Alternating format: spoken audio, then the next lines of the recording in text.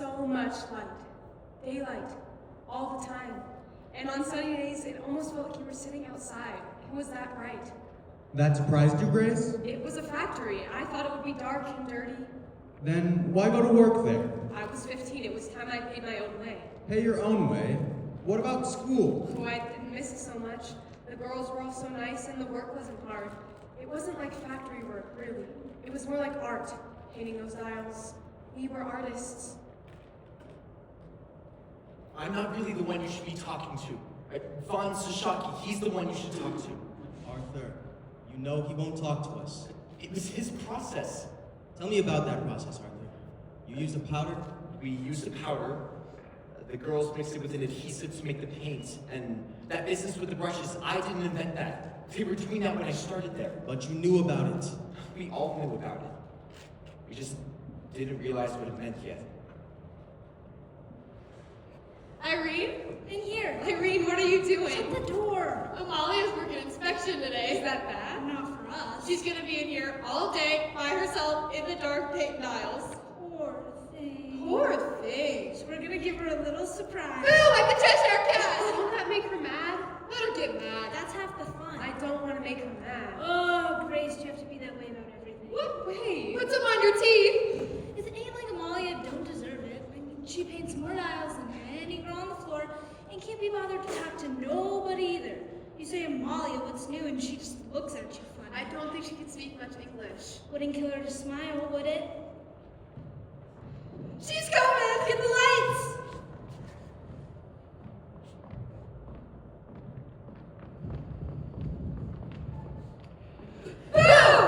Oops. Mrs. McNeil. Paint in your faces. Have you gone off your mind? It was just a joke. Just a joke. A joke like that can lose a girl her job. Now, Miss McNeil, I'm sure that's not necessary. I don't tolerate no foolishness, Doctor. Yeah, very good. Foolishness we don't want, do we? Mr. Reader, this is the inspection room. All the dials coming that are painted. And here are some of the girls who should on the floor be working. Girls, this is Miss Reader, my new vice president and your new plant manager. And I was just telling Mr. Reader what a fine bunch of girls we have here. I'm sure now he must think I'm halfway out of my mind. Mr. Reader, perhaps you have some words for the girls? Mrs. Comedian?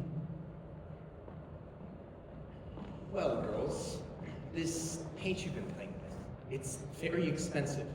You realize this? It takes several tons of ore to produce a single gram of radium. And that's a lot of work, hard work for our men in the extraction plant. But they do this work gladly. You understand why? Why they work so hard? What we're all working for? The war. That's right, the war. These dials you paint save lives, girls.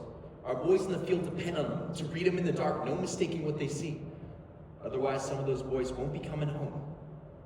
So, girls, if you play around and you don't take the work seriously, well, you're playing into the hands of the Kaiser.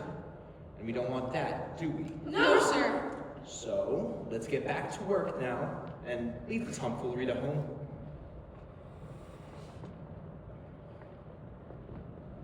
Mr. Reader, I just want to say I'm so sorry. I won't do nothing like this ever again. Well, dear, just keep this in mind. If you do right by us, we'll do right by you.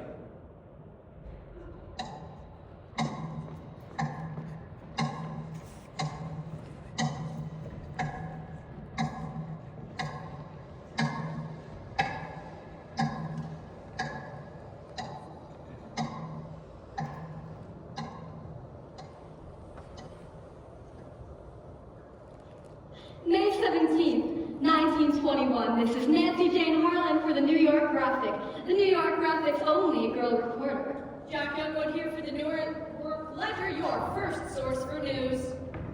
Madame Marie Curie, eminent French scientist, embarks on a whistle-stop tour of the United States. First stop, New York City, where she is greeted by an enthusiastic crowd of well-wishers. The High Priestess of Science is headed for Washington, where she is set to receive 1 gram of radium valued at $100,000. Purchased for her by the members of the Marie Curie Radium Club, an association of 100,000 American women. who each gave $1 to support humanitarian research with radium. Grace, over here! Marie, look, I got my certificate. Member, Marie Curie Radium Club. You gave $1? It's all for science. Science? What about room and board? Look, there she is. Welcome all. Ladies and gentlemen of the press, I must ask you to please limit your questions. Madame Curie is about to embark on an exhaustive tour of the country, and she is under strict orders to rest. Although in the typical fashion of a scientist who can only think of her research, her life's work, she has refused to rest. Madam Curie, what will you do with the radium? I will continue my experiments to find treatments for the cancer. Madam Curie, is radium a cure for all cancer? Cure for the cancer? Yes, that is so. There is no question. Radium will cure the cancer. Ah, but some doctors dispute that. Then they do not understand the question. There is no question. Radium will cure the cancer. Madam Curie? Madam Curie, how is it that you managed to devote yourself both to science and to motherhood? This has not been easy, but my daughters and I show my gratitude to the American women for their interest in my science and work. I am most grateful. Madame Curie? Madam Curie! Madame Curie! Enough questions! Madame Curie is on a tight schedule. Mrs. Andrew Carnegie has sent a car and will escort Dr. Curie personally, as will I, to Washington, where President Harding will present the gift of 1 gram of radium.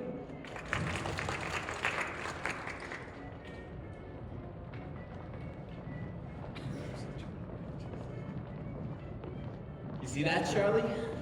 That is a marketing opportunity. Why don't we send one of our customers' watches? Courtesy the United States Radium Corporation. Only the press release. Radium isn't just for scientists to study. The average American can share in its glory each night. Luminous watches, luminous clocks. Anyone who thinks of these as just novelties, consider all the advances that have taken place in the past 50 years. The electric light, the telegraph, the telephone, the automobile. Inventions all once dismissed as novelties, as toys. Are now essentials to modern life. God, that ought to sell some watches. Watches? Absolutely. That's not where the growth is now, Charlie. You heard the lady. It's the medical market. And Standard Chemical owns it. Only because Von Sashaki lets him take it. But if we wanted to, we could have half their business. It's just a matter of positioning. Standard Chemical publishes its own journal, sends out monthly to 12,000 doctors. We could do something similar.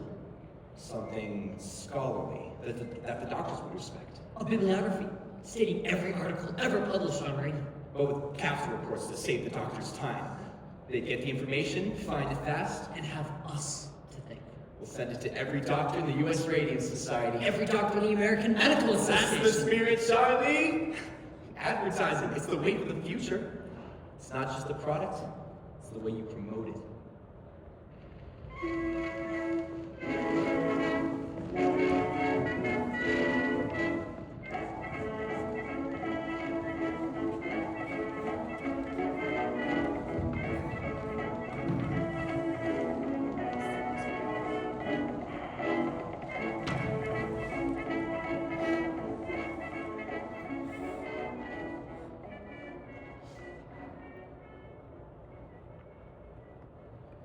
You should have seen it, Grace. The church was filled with flowers. Lilies, carnations, and orchids. You know how Molly loved orchids. They weren't orchids. They were orchids, Irene. Flags. They were orchids. I know an orchid when I see one. Purple orchids. And that smell. What was that smell? It was like Flowers. No, I was gonna say it was like heaven. Like heaven. Catherine, it was just a funeral, and you're here making it out like it was some Valentino picture. It wasn't just a funeral, it was Amalia's, and it was beautiful. You should have seen it, Grace. The church was like the botanical gardens. And the company sent a big spray of flowers, too. Carnations. Mums. Yellow carnations. Those were mums. Well, it sounds like a nice service anyhow. Girls, the bell's already gone. Now then, I've received my new instructions this day. We're going back to the old way of pointing the brushes. We was losing too much paint in the cloth. But, Yes, Grace? Something you wish to say? Dr. Von Shashaki, he told me not to do that. He says it's unsanitary. Unsanitary? Well, I can't hardly believe he'd say such a thing. We've been doing this for as long as I've been here. You must have misunderstood him. Yes, ma'am. And you're not to get new brushes until you've done with the old. They've got to be so bad you can't get a point no more. You can't make quota like that. Well, you'll do your best then, since I have my instructions. I need a new brush. It's not for us to be asking questions, is it? It's for us to do the work. I have my instructions, ladies. I have my instructions. Oh, well, here's an instruction for you, McNeil. Let's starch out of your corset. Was she at the service? McNeil, are you kidding? Do you think she'd cross the street for her own mother? Almost everyone else was, though. You was not the only girl on the floor who wasn't there. I wanted to come, but Mom was working and I had to watch the little one. You could have brought up all 7. Well, if it was me, I would have tried to get there. Oh, just lay off. Grace feels bad as it is. Were many of the fellas there? Oh, yeah, plenty of the fellas from downstairs. Dr. Roth from the front office, Dr. Matsashaki, and Mr. Reader. And he left early. Well, he was there all the same. Oh, and Grace, that fellow from Crystallizing was there with the red hair. You know what I mean? The tall fellow with the freckles. Yeah, the one that snaps his fingers all the time. George. Jerry. It's Jerry. Jerry Mallon. He's the one that was always talking to Amalia in the day room. That's right! And Grace, when the mass was over, he goes with the comment and he goes like this, he goes, no. Yes, really? Really? Oh, for pity's sakes! Well, he did. Nobody could believe it. So what if he did? So what? He was in love with her. That's so what? Don't you think so, Grace? I guess he had to be if he did something like that. And can you imagine? Can you imagine? If he loved her, never told her, could never bring himself to stay because she was so beautiful and he was so shy, but now it's too late. Their love is forever thwarted. He didn't tell her. He'll never get the chance again. Poor Amalia. Poor Amalia. Poor kid. Her family took it all from her, Grace. Elvina, Kinta, every one of them crying. Even her father, just bawling like a baby. I ain't never seen a man cry like that. And you know why, too. Because their daughter had died. What she died from? Irene, don't go spreading stories. It's not a story. Albina told us. No reason Grace shouldn't know. Know what? Know what? Amalia.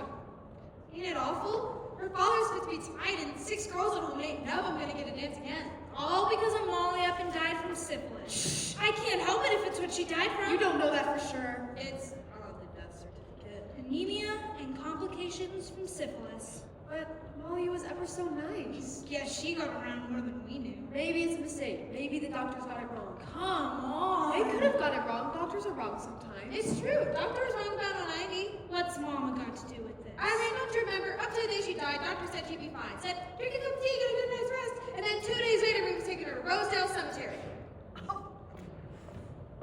Girls, your attention, please. The gentlemen are here to make an announcement.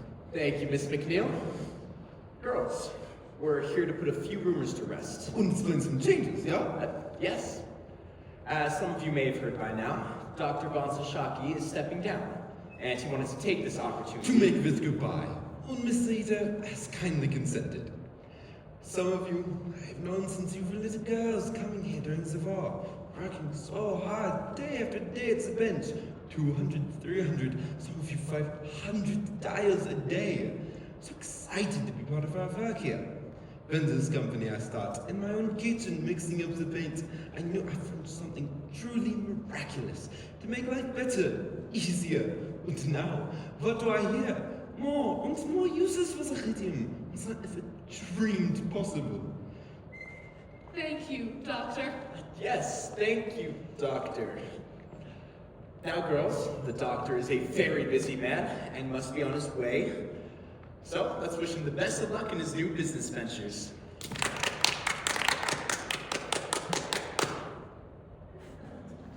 Very good, And then, girls. you, Miss Rita, to the plate he steps as the company's new president. Congratulations to you. When this company I start, in my own kitchen, I knew you were going to be a true gem. Thank you. You had such a great ambition. Yes, thank you. It's truly a blessing. And so, And girls. so, ladies, let us take this opportunity to wish Mr. Rita the very best in the new direction he intends this company to take. New direction? With slowdown and dial Now, painting. Doctor. And moving into the medical market. There's going to be a lot of changes, yeah? What the doctor's referring to is some of our larger customers are setting up their own dial painting studios. It does mean less work for our girls here. In the short run, things may be slower here, but the Waterbury Clock Company in Connecticut will need help setting up its new studio. Do you have any girls in mind? Louise Conlon was one, Sarah Deutsch, Lena McCarthy, and Catherine Shaw. I have the entire list downstairs. I'll post it today. Fine. There you have it, girls. As we are all on the clock, we will leave you to your work.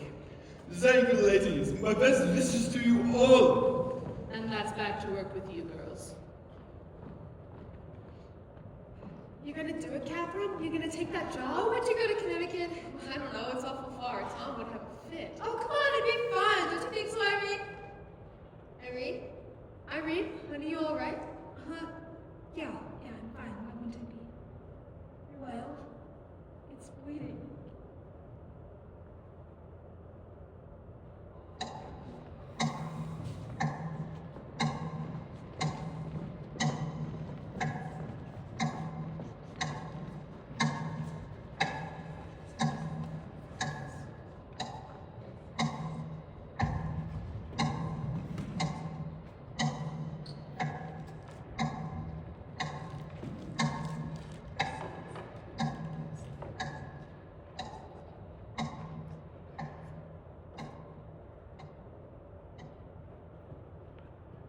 $35 a week and she quits the place. More to life than money. That's what you say when you're young, Tom. If you and Grace get to be my age with the house full of your kids underfoot, you'll thank God for every penny you put by. We don't money put by. How much? Enough to get married on. Don't take much to get married on. Do you even have to stay married on? You let us get married, we'll find out. Are you still eating, Tommy? Oh, whoa! You're going to get fat. He works hard for his strength.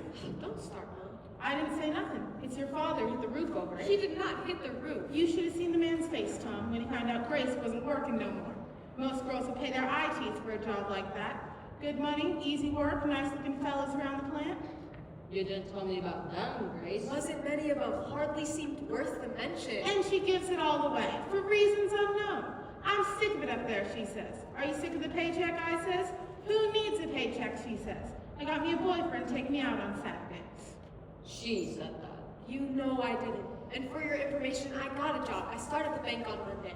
Oh yeah, the bank, and what's it pay? Enough. Enough. Always enough. You know what that means, Tom? It means you don't pay half as much as it does at the radium plant. It's office work. Office work. Well, I guess that means we'll be spending more money on clothes, then. Boy, she is really steamed at you. I don't see what difference it makes so long as I'm working somewhere. Don't make no difference to me. I just thought you liked it up there. Sure, I liked it. I worked there for 4 years. So, I've been delivering mail almost 8 years. I plan to keep delivering mail another 20 or 30 years. If I'm lucky. Nothing like steady work and a good pension to help you sleep at night. I don't have a pension and I sleep just fine. I bet you do. So how come you quit, Grace? Lots of girls are quitting. Work is slow, and besides, since Irene left, it's just not as much fun. And wouldn't you rather have a girlfriend who works in a bank? Not as much as I'd like to have a wife who don't work anywhere. Close your eyes, I got a surprise for you. Yeah? Want me to pull the shade? Not that kind of surprise, close your eyes.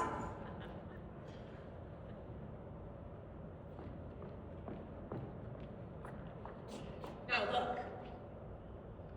Wallpaper. For the baby's room. Baby's room? You won't kiss me and you're talking about babies? There's gonna be babies eventually, Tommy.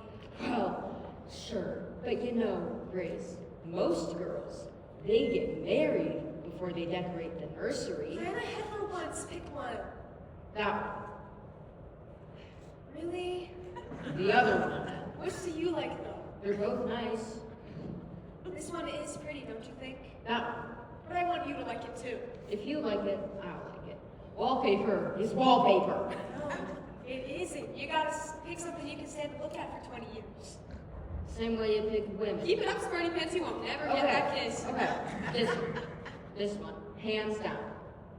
I like it too. A nice neutral yellow goes with either a girl or a boy. And before the baby comes, you can use the room for other things. Other things. Like what? Like a painting studio, maybe. A painting studio, maybe. I thought you had enough of painting at work. Not the kind I wanted to do. Tommy, I used to paint watercolors in school, and ever since I went to work, I don't have no time. Well, with watching the kids and helping Mom, once we get married, I just want some time. Just a little time to myself so I can do watercolors. Or oils, maybe. Maybe portraits and all. I can paint your picture if you like. Why not? Paint a big picture of me, and we'll hang it in the outhouse. All our friends will come around, just use the cam so they can look at it. The way you talk sometimes. Oh, Grace, you want to paint pictures. Paint pictures. I ain't gonna stop you. You say that now, but once we're married, you'll change your tune. Sure, I'll be whistling Dixie. Wait till you come home some night, some Christmas maybe, when every customer on your routes had 3 times their pay. And maybe some dog to after you. And some old lady kept you waiting on her stoop telling you all about her grandkids, and you wouldn't have the heart to tell her you can't talk. I know you. So you come home, all cranky and tired. Besides, hungry, wanting your dinner. And there I am with my easel set up in the kitchen, a drop cloth on the floor, my paints all over the table, your dinner nowhere in sight. What would you say then? Better be a picture of me you're painting. I know what you'd say. Where's my dinner? That's what you'd say. Where's my dinner? I'd still admire the painting, just want to look at it on a full stop. So how'd I do? Pick the right wallpaper? I don't know, maybe I'll go look at stripes. Stripes, polka dots, I don't care, Grace. Let's just get married. You're plenty old enough. Tell your mom wait in the corner. We'll just run off. Tommy, we're not running off. We're gonna do this right. A nice church wedding with flowers and music, and then a week at the seashore, just us, and then after that we'll get set up in our own place. Trust me, it'll be worth the wait. Your mouth hurt yet? The dentist wants to pull another tooth in the back. Well, what's a tooth?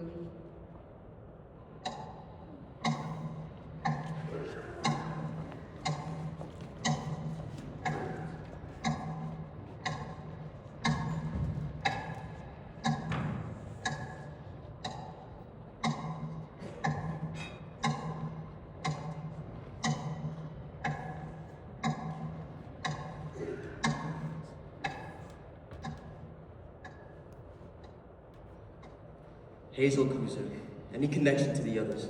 Only by virtue of employment. Except she's got a good lawyer. Knows how to write a good letter anyway. A lawyer. And she no longer works here?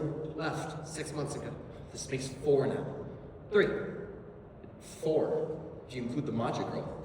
Wouldn't count her. She worked here. She also worked other places. What she died from? Can't pick up here. I just don't think you can. That's not funny, Charlie. And besides, that's just idle talk. In my experience, there's always something idle talk. When it comes to girls like that, from a large family, wasn't she? Italians. The conditions they live in. 10, 12 people stacked in 3 rooms. It's a wonder they don't all die from one infection or another. 3 then. And how many dead? Only Miss Maja. But I haven't heard from her people. It's too late for them anyway. The statute of limitations is 2 years. But Miss Cruiser is a different story. She's in a position to make some trouble now. In all the time that I've been here, no one has so much slipped on the floor. And now this? We're talking about 4 girls here. Out of how many hundreds that we've employed? 5, 6, 700 over the years? And some of them were sick when they got here. One girl you hired was a complete cripple. Couldn't even climb the stairs. Her father carried her up to the studio every morning. It didn't make any difference how she got up the stairs. She was a fast worker and a very sweet little girl. She was in poor health. She needed the work. Arthur, Charlie. And not just for the money. To feel productive. To have a purpose. That's what work does, Charlie. It gives us a purpose. I don't see any reason why we should stop hiring girls like that. Well, when they get sick and try to blame us for it, you might want to reconsider that policy. Let's see what Dr. Drinker has to say. Dr. Drinker? Some professor at the Harvard School of Industrial Hygiene. He chairs the department. And he's agreed to take a look at our operations. Don't you think we're jumping the gun here a little bit? Hiring him? We've had 6 girls quit this week. And Miss McNeil tells me that there could be more. Girls coming all the time. But it's never been like this. These girls are terrified. We've got to do something to calm them. Letting Drinker examine them. Please. It sounds like a recipe for mass hysteria. We'll tell them it's a routine physical. Edward. Companies give physicals all the time. The Drinker will start next month. In the meantime, I recommend we make an offer to Miss Cruiser. Settle? There's no evidence her problems are connected to us. If she sues, believe me, you will not like the publicity it brings. And neither will your investors. You think this will affect the stock offering? You don't? Wonderful. We'll open at 30 and close at 10. We're not open at all. But if we give this girl something, that'll keep her quiet. That would be a condition of the settlement. Maybe we better do it. Suppose this lawyer has a racket. He finds sick girls, talks them into making suits, and then we reward him for his larceny. Unless Miss Kuzer genuinely believes she got sick here. It could be like Charlie said. She comes from a large immigrant family. Not well educated, not a lot of resources. A few $100s would make a big difference to a girl like that. Certainly. Pay a few doctor's bills. Buy some medicine. From the sound of that letter, I don't think the girl has long to live anyway. So, it would be a gesture of decency then. Exactly. What do you think we should offer?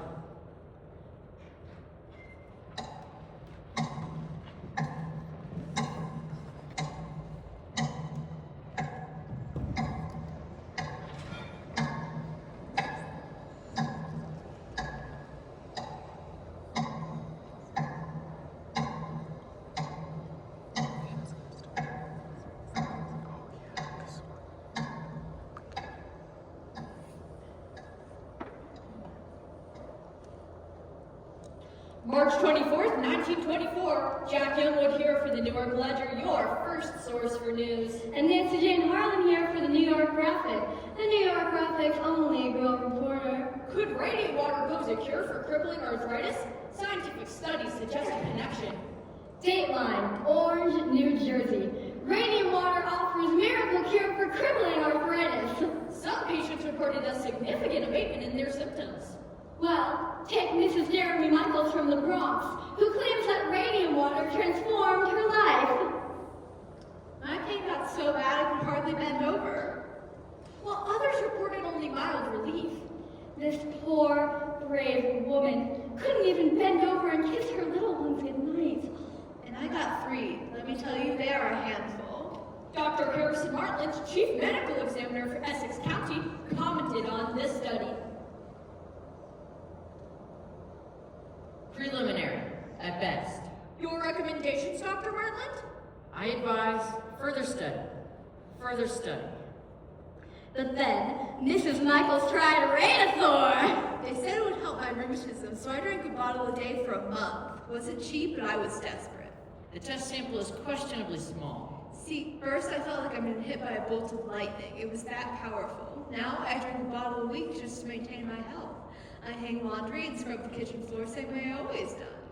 Dr. William J. A. Bailey of Orange, inventor of Radathor, reports strong demand for his product.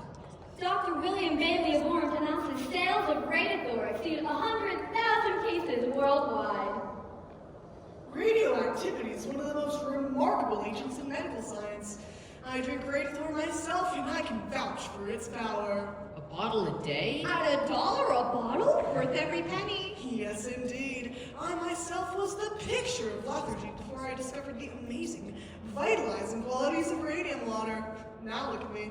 I'm almost 50 years old, but I have the energy of a man in his 30s.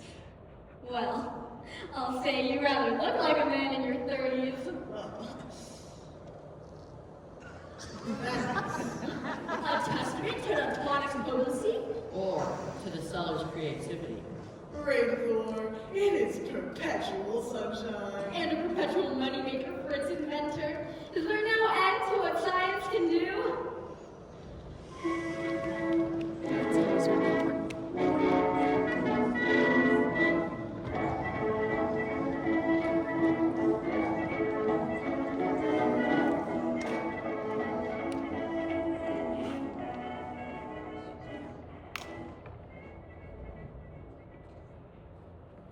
Maybe we should have made an appointment. I don't need no appointment.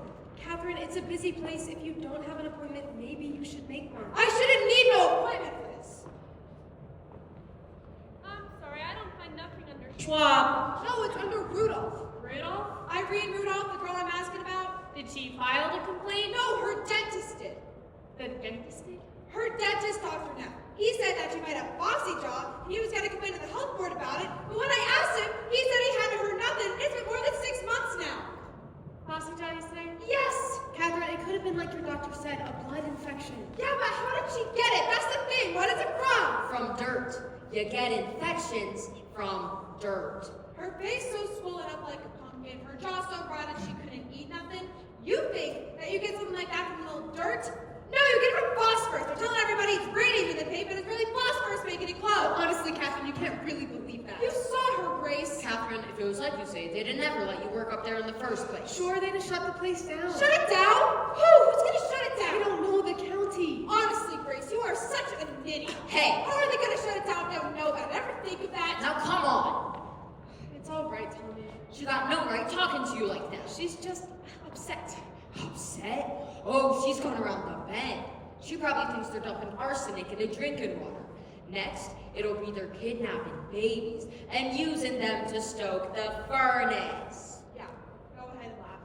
You won't be laughing so hard when it's you coming in here in 9 months asking for Grace. Oh, for crying out loud. Catherine, it's just a toothache. Yeah? That's how I started for Irene, just a toothache. You wait, Grace, you wait! One day you'll wake up, your gums will be hurting so bad you won't be able to open your mouth. So sick and weak you won't be able to stand Stop up. it, The pain so Catherine. bad you won't be able to sleep, and your face so swollen you won't be able to stand I beside said yourself. stop it! Grace is fine. Right, Gracie? Irene Rudolph, Yes, ma'am. she worked at the radium plant. Yep. Nothing. What? The company is in full compliance with all state health and labor regulations. They ordered an analysis of the patient. Wait, see that? Really? Who's Miss Young? That's the health officer, Miss. Compound is harmless. Compound of radium and zinc. As I was saying, the analysis shows there's no phosphorus anywhere in the paint. As a matter of fact, there's no phosphorus anywhere in the plant. There, you see, Catherine? Miss Young toured the facility herself. There was nothing amiss. I'm sorry. Well, guess we can get some lunch then? I want to file another. They already did an investigation. I want to file another complaint. Oh, brother. Catherine, these folks, they're awful busy here. I just want to file another complaint. I don't see what good this is gonna do to make such a fuss like this. Grace! 3 surgeries and they wanted to cut her again. She finally said no, she knew. What was left of her jaw rotted so bad, the smell was terrible. And Grace, the worst of it is, I couldn't look at her. She was so afraid of being alone, and I left her alone. When she died, it was the middle of the night, and nobody was with her.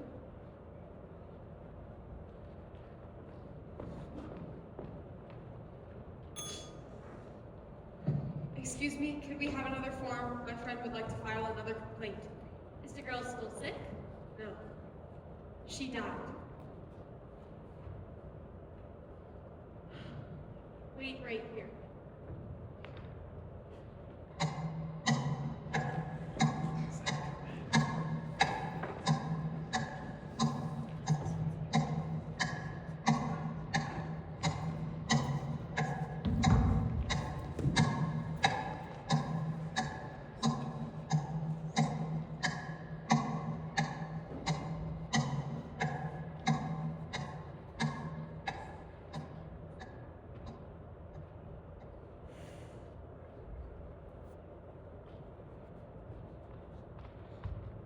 Harriet! Harriet, come down at once! Fine, when he gets here, I'll send him up after you. Harriet! Harriet, come down at once! Can you? Can you see your grandfather? You think this is funny? She's enjoying herself. Harriet! Okay, I'll tell you what. She's no one to shout to. She won't shout. They can hear her all over the neighborhood. Can they? When she comes down, I want you to speak to her. She's 9 years old, Diane. I'm trying to raise a daughter, not a son. And time is on your side. Because in another year or two, she will lose all interest in trees and develop a fascination with boys. That's supposed to scare me. And when that day comes, you'll be frantic. Because you'll no longer want to climb trees. What's this? A little something to give you vitality. You think I need vitality? That's what it says on the bottle. Is it here? We're his supplier. Want to try it? If it'll give me vitality, how could I refuse?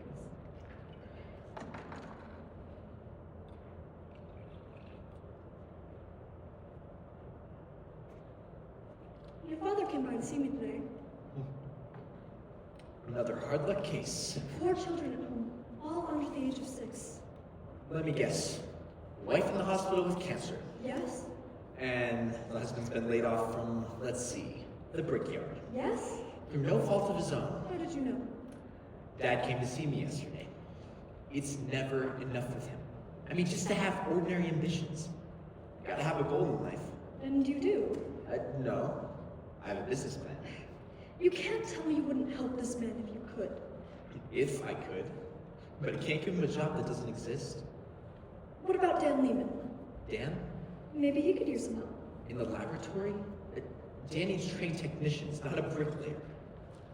Why don't you send them to Miss Middleton? Don't you women have a social club for things like this? You mean the Women's Club Civics Committee? Right. Yes, the club takes an interest in such cases, but we're not an employment service either. Which is why I thought maybe you could help him. Oh, you do love being married to the company president. It has its advantages. Ever think of trading in it? Do you?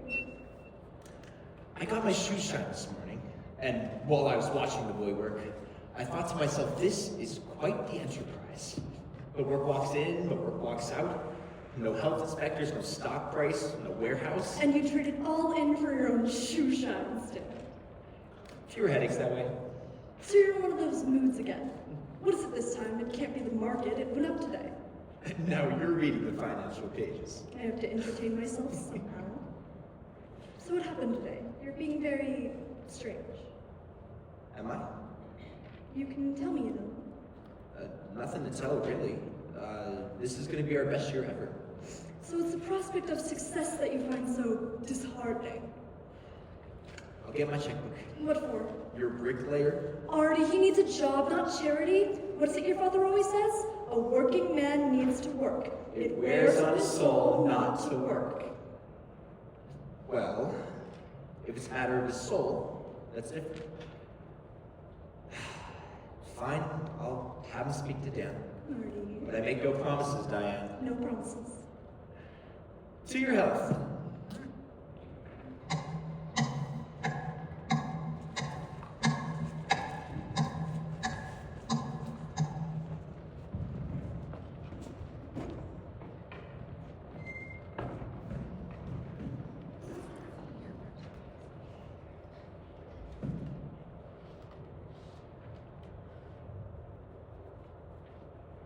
How long have you had this drainage? About a week or two. Hurt something awful, Dr. Grant. Anything else bothering you? My back hurts some too. You're back now? Have you talked to your regular doctor? He says it's nerves. Nerves? About my wedding and all. This ain't no case of nerves. Hope you told him that. Well, what do you think? Think you better schedule that surgery. Couldn't we put it off a little until after my wedding? You don't have that surgery, you don't have no wedding. What? Miss Pryor, I want you to listen to me. Your jawbone is decaying. That's black pus oozing out of your gums. It's the bone itself. That's impossible.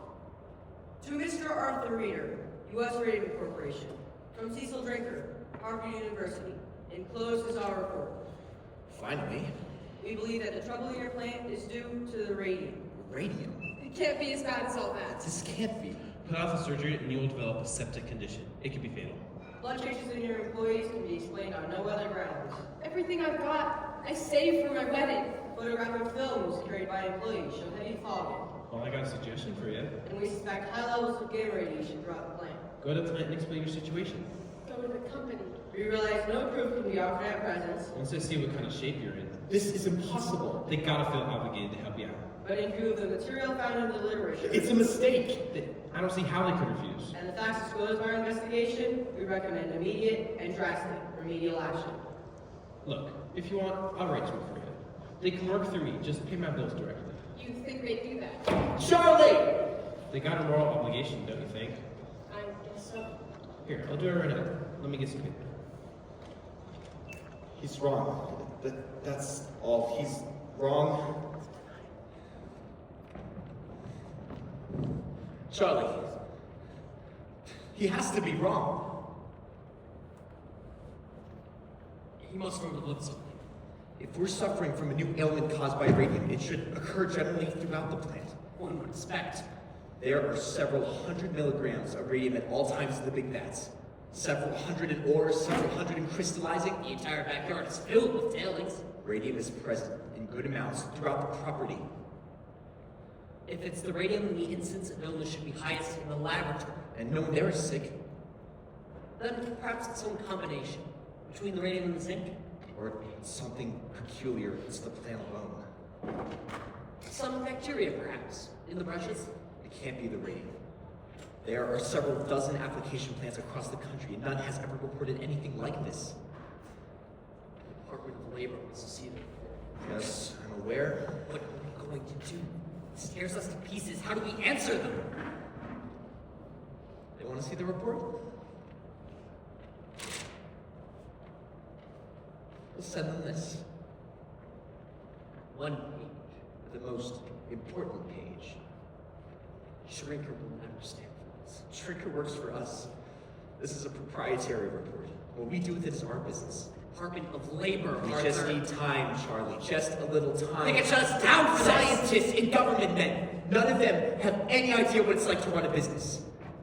Von Sashanki thought advertising was a dirty word. He laughed at the very idea of promotion. I can't tell you how many times I walked into that man's office and he turned a deaf ear to everything I told him. But Charlie, we showed him. We showed him. We are the single largest supplier of radium, the largest in the world. Do you know what it took for us to get here? Do you think I'm going to stand idly by and let our good name be dragged through the mud? No.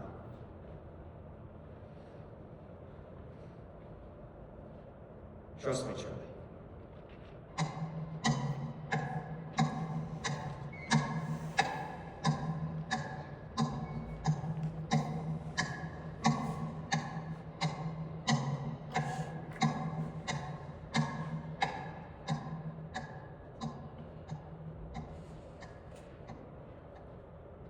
It's awful nice of you to come all this way, Dr. Flynn. Not at all, my dear, not at all. I told the surgeon he was coming over and he gave me the results of my blood work.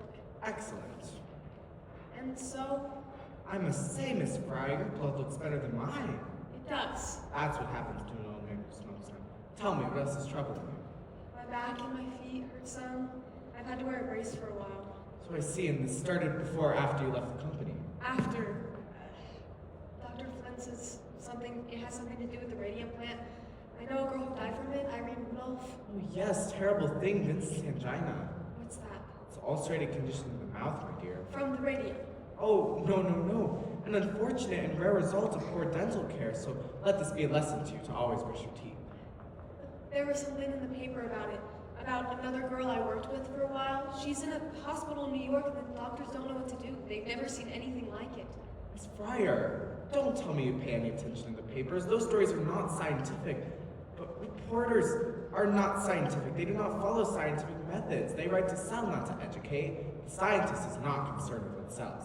He's concerned with the truth. He undertakes years of painstaking study to arrive at an understanding of intricate natural processes, that which most people cannot presume to comprehend.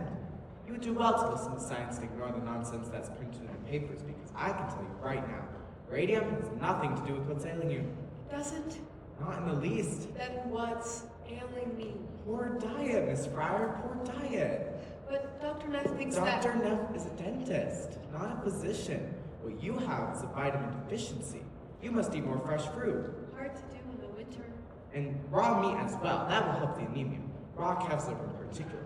Cook it if you must, but eat it twice a week, at a minimum. Oh, no, Miss Fryer, I'm a scientist and I take a purely scientific interest in this situation. By allowing me to examine you, you are helping me to advance my own studies. I thank you. All right, Dr. Flynn. Thank you. Happy to be of service, my dear.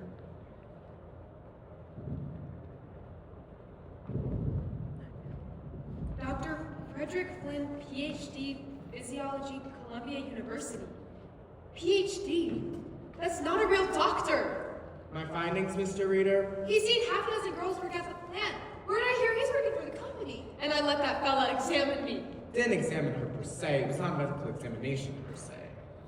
Nevertheless, you were able to offer her some useful advice. I did my best for her. Every girl he sees is the same thing. Nothing wrong with you. Your blood is better than mine, he says. And how are you doing on the rest of the report? The animal studies I conducted revealed no adverse effects from radium. The problem, as you suspected, is one of personal hygiene. I can't believe someone would do that to you, straight out lie to you like that. Nothing surprises me. It's exactly as you said, Catherine. These people, they'll say anything, they'll do anything, except what's right thing. Well, we're gonna make them, Catherine. We're gonna make sure someone hears about this. I am most grateful, Dr. Flynn, but I am particularly grateful to hear that that young lady you examined is doing so much better. Didn't examine her, I merely consulted with her. All the same. She's doing much better, isn't that so? From what I could see, she's on the road to recovery. Excellent. My statement of fees and expenses. Mr. Lee will draw you a check.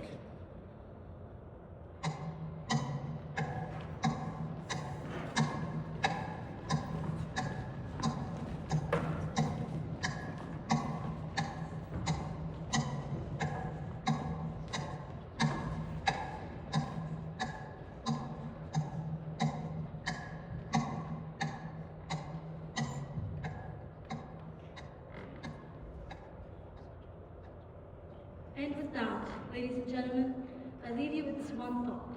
We do not have to accept injustice. We can use our powers as consumers to influence the practices of those who wish to profit from our patronage. Thank you. Thank you, Ms. Wiley. And thanks to the New Jersey Consumers League for another job well done. This concludes our program for the evening. I don't think we'll have time for questions, but we'd love it if you join us next door for some light refreshments.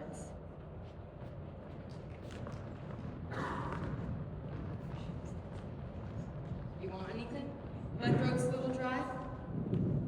Can I help you, miss? Yes, ma'am, I'm here to see Miss Wiley. You're not a member of the women's group. No, ma'am. Are you a guest of a member? No, ma'am, but Miss Wiley... Then I'm sure Miss Wiley would be happy to see you during her regular business hours. I'm not leaving until I see Miss Wiley. It's all right, Mrs. Middleton. It's fine. You must be Miss Fryer. Yes, ma'am. Miss Young at the health department, she said I should come see you, and I know I should have stopped by your regular office, but I was missing so much work lately, and I didn't want to miss no more. I understand. I didn't mean to call on you myself. Me and Catherine, we wrote to the company about our troubles, but we never heard nothing. So we went to see a couple of lawyers, and they all said if they can't do anything because it's been so long since we left the radium company, something about the law won't allow it. Statute of limitations. Right, and one lawyer, he said he would be willing to sue anyway, only he wants $1,000 up front. And I already spent everything I saved for my wedding on doctors and dentists and hospitals, and I still don't know what's wrong exactly. And Tom, that's my fella, he just wants to get married anyways. And I just wonder what good I'll do him like this. Miss Wiley, if I could just get some compensation, then maybe I could settle my debts and I wouldn't feel like I was saddling Tom with such a burden. I'm sorry to rattle on at you about these things. I'm just so tired of being pushed around. It's okay, I understand. Miss Young at the health department, she said the Consumers League has, what did she say, clout? I'd sure like to think so. We've certainly had our fair share of wins. So can you help us? Miss Wiley, say I do find you a lawyer. Someone who's willing to take it on a contingency. You wouldn't have to pay him unless you want. Would you be willing to sue? I want my compensation. Of course you do. Now, say the company says, here's some money, Miss Fryer. Only you were to say nothing of how you got sick. Keep it quiet, you mean? Yes. That don't seem right. It's not, but that's what they'll do. They'll try to buy your silence. Is it for sale, Miss Fryer? No. No, ma'am, it is not. Good. So, are you able to help us? I think I can help you if you're willing to take some chances. Chances? Miss Fryer, if you're willing to put aside your own need just for a moment, we can stop that company. We can stop them dead in their tracks. What do I have to do? We'll start by putting you on page 1. Page 1? You want her to talk to the newspaper?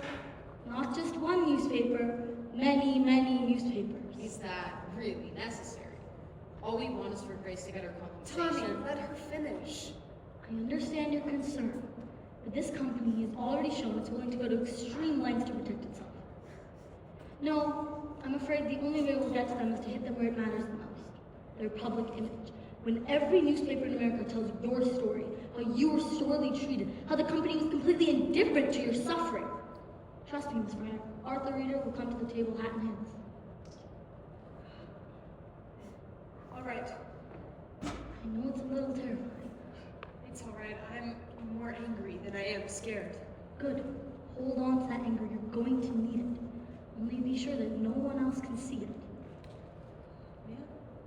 Public sympathy, Miss Fryer, that's our strongest weapon. The public doesn't have much sympathy for an angry woman.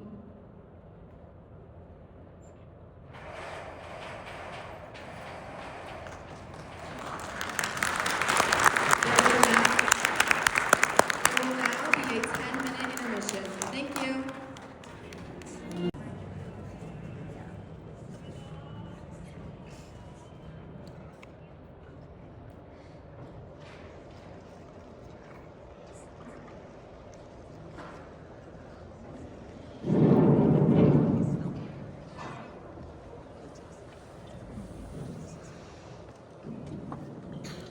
December 4th, 1927, Jack Youngwood here for the Newark Ledger. Nancy Jane Harlan for the Graphic. On the strange case of the Radium Girls, who claim they were poisoned by their employers and now seek their day in court. That's the price tag for their suffering. $250,000. Ask me, it's all sham. What are you talking about? Those girls are very sick. Sick of working, sure. Doctors say the Radium Girls have only a year left to live. Only a year left to live and $250,000 left to spend.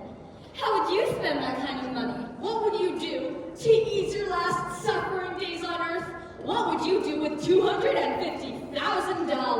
I'd buy a wardrobe like Irene Castle's. I give it to charity. I play the stock market. Then I'd fly around the world, first class with all my friends. I'd buy my wife a fur coat and a diamond the size of New Hampshire. I'd use it to pay my medical bills and pay off the second mortgage on our house my father took out to pay for our last operation. Pretty Grace Fryer sits at home, Suffering bravely through this entire ordeal, struggling valiantly to keep up her flagging spirits. for the sake of her family and friends. It hurts to smile, but I try. I know if I don't, I'll go crazy. Tell us, Miss Fryer, how does it feel? Knowing you have so little time left. I try not to think about it. But must get you sometimes. You know what you've been through? And the company's been getting fat off your labor. And all they have to say about it is, No comment! Don't you just want to punch somebody? Oh no, that would do no good. I just try to think about how it's gonna be. When justice prevails, then maybe I can do something nice for the folks. Send them on a vacation. They never did get no honeymoon. A fine portrait of womanhood. We can only aspire to bear our cross in life as nobly as this young girl.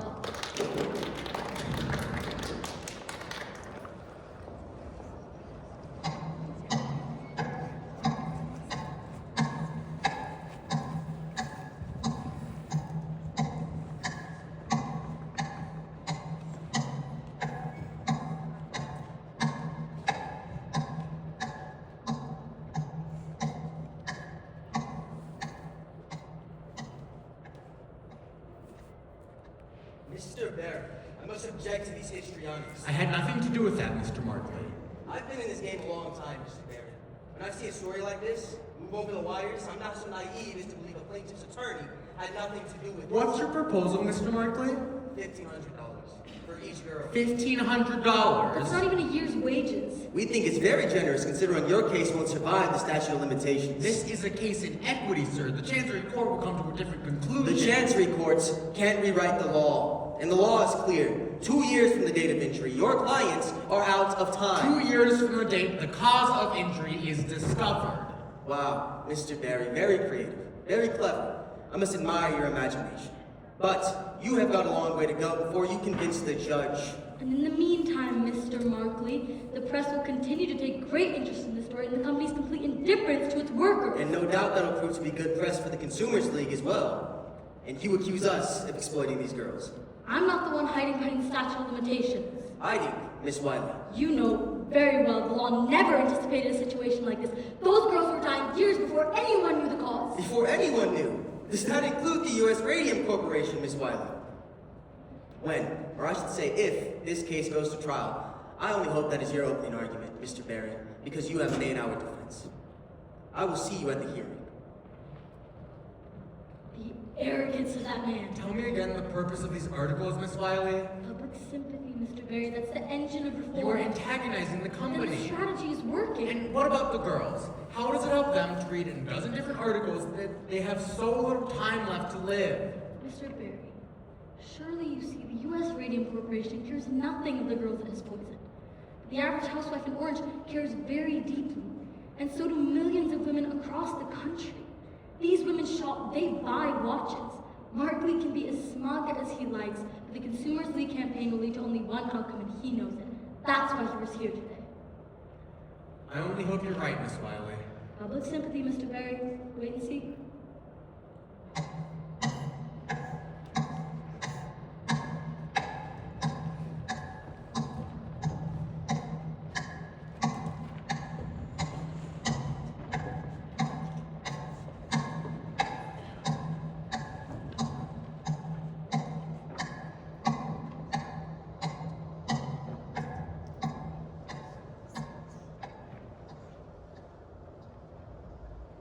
Dear Miss Shaw, I read of your story in the Boston Globe and am incredibly sorry to hear of your plight. It seems in this time of rapid advancement, the well-being of the average worker is overlooked. That's why I would like to offer you girls the key to my own good health at the age of 92. It's called Christian Science. Dear Miss Brown, I read of your woeful situation in the Atlanta Constitution and prepared to offer you a solution. And a scene how one tonic made of all natural ingredients, and a scene will restore your health and vitality. We are prepared to offer you girls a lifetime supply of venison in exchange for the exclusive rights to use your pictures in our advertisements. Dear girl, I read about you in the Billings Gazette. I run 100 head of cattle up here and do very well by myself. I've always longed for a companion and am well equipped to offer you a comfortable home in your final hours. A girl like you suffers so much. Don't you think you deserve a few fleeting hours of happiness? Sincerely, your admirer, Leonard F. Watkins. P.S. Enclosed is my picture.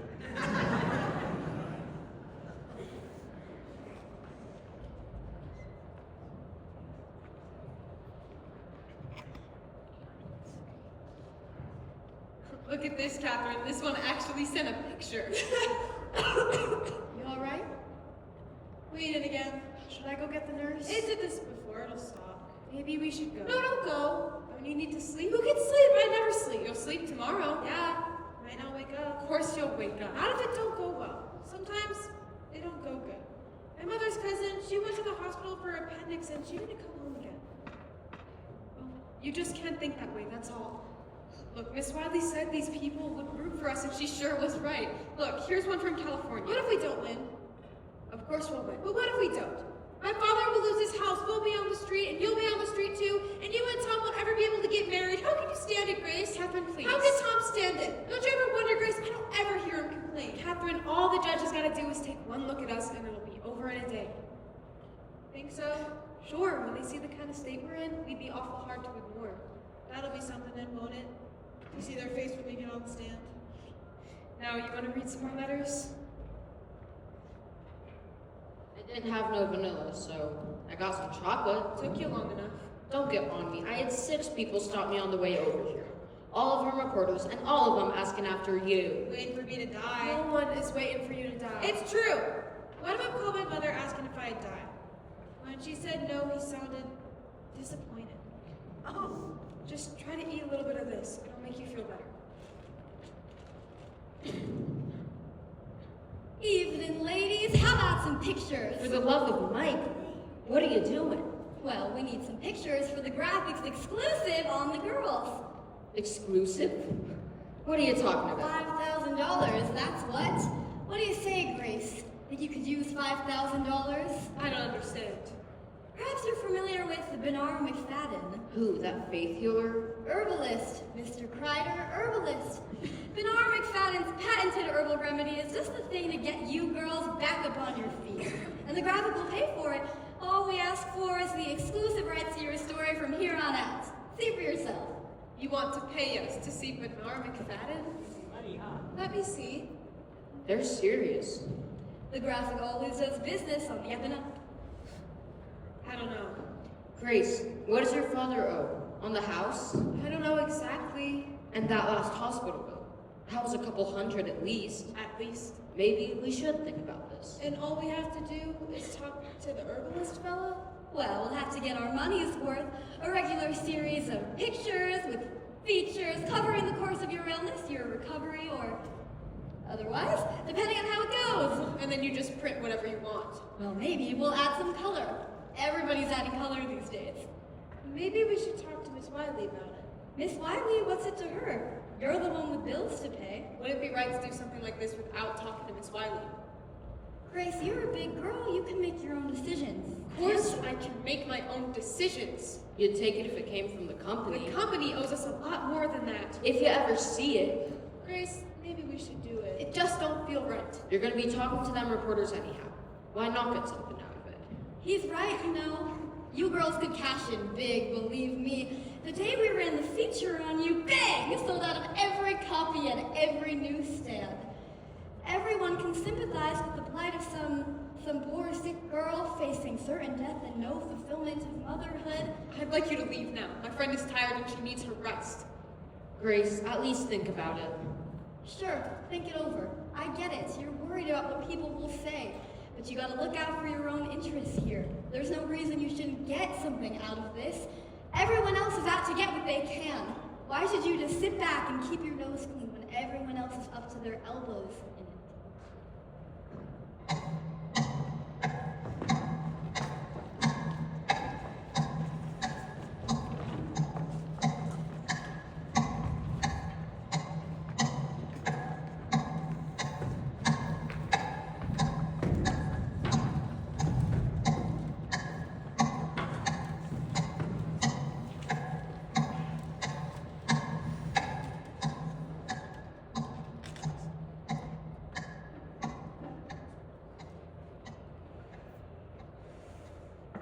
Gentlemen, I've treated a number of the girls who claim they got sick here. One of them, the girl's jaw had rotted so bad I removed it just by lifting the bone out of her mouth, as you can see. That's all right, Dr. Flynn. You can put that away. Maybe you'd rather look at an x-ray. This is an expensive case to treat, and never taken no compensation. The girl died. Her family never paid. I sympathize, Dr. Neff, but what does that have to do with us? You're just straight. There's going to be a lot more girls coming and claiming that they got sick here. So maybe we could do business. I scratch your back, you scratch mine. I'm not following you. Suppose you was to give me a list of the girls that worked here. I'd see to it that there were no more lawsuits. You think you could cure them? Oh, no. I couldn't put out a cure. I'm saying I scratch your back, you scratch mine. How so, Dr. Neff? I'd examine them for radium necrosis, and I'd come up with a favorable diagnosis. Pyorrhea, say, or something else. Quite a few of them will just die of natural death anyway. And the rest we can put off until the statute of limitation kicks in, and then it's too late to sue. You'll persuade them they haven't got a case against the company. Exactly. And if it did come to court, I could testify that it was some other problem. And it would be a strong testimony coming from the dentist that treated them. And what makes you so sure these girls will even come to you? They'll come to me quick if I don't charge them anything. Because we'd be paying you. Exactly right. We understand each other, Mr. Reader. What exactly are you asking for, Dr. Neff? I need $10,000 for my trouble so far. And for every girl I'd agree to see her on out, $2 for every visit, plus expenses for x-rays. I'm suggesting a gentleman's agreement here. Better off if it's not in writing. No! Okay, we'll put it in writing. We'll do nothing of the kind. Your proposal's immoral, and we'll have nothing to do with it. Immoral? You're a fine one to be talking about morals, Mr. Reader. Mr. Lee. When you got your own hired guns ready to testify. Those are expert witnesses. Expert witnesses? Paid lackeys is more like it, and none of them's got the dirt that I do. If you're smart, they'll play ball with me. Believe me, there's a lot of other people interested in this information. You're threatening me. Just a business proposition, Mr. Reader. Just looking after my interests, the same way you look after yours. Mr. Lee, show Dr. Neff to the door. All right. You don't want to play ball with me? Fine. But believe me, when all this shakes out, it won't be me holding the short end of the stick.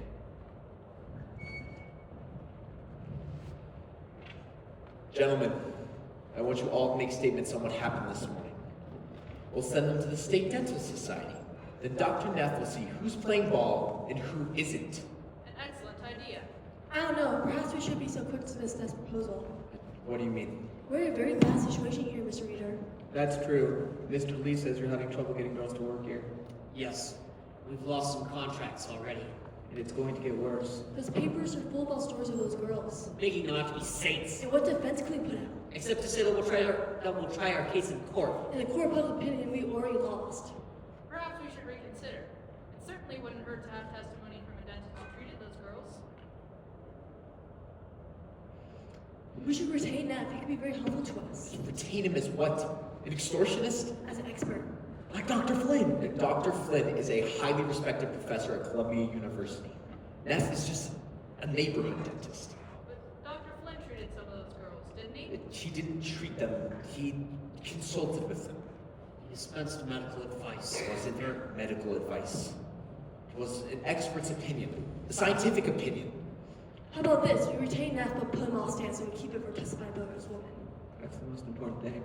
Yes, I agree. That's the most important thing. Would you agree to something like that, Mr. Reader? Mr. Reader? Mr. Reader, Edward, we can't possibly do this. We can't get into bed with a man like Neff. Arthur's right. We can't get into business with Neff. He could hurt us. We have to take steps. Neff has already given us everything we need. New evidence, gentlemen. This is grounds for a postponement.